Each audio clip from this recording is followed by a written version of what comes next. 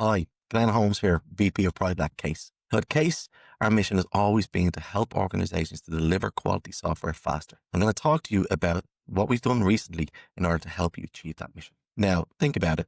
Imagine you had 100 test cases in your repository, 500 test cases in your repository, or 1,000 test cases in your repository. And 50% of those test cases are mobile tests. Now, maybe tomorrow, Apple are releasing their new iOS version. And as a parameter in your test case is, we've got to test all the different iOSs. Now, what you've got to do, you've got to scramble to update 100 or 500 or maybe 1,000 test cases to add the new iOS version to make sure it's tested.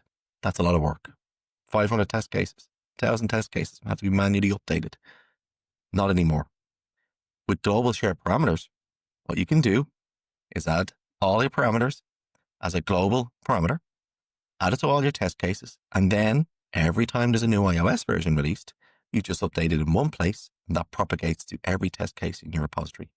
Imagine the maintenance overhead that you've just saved by doing that. So this is a feature that many of our customers have requested, and we listen to our customers. So that is available now in Qase, and it's designed again to make your lives easier and to help you ship quality software faster.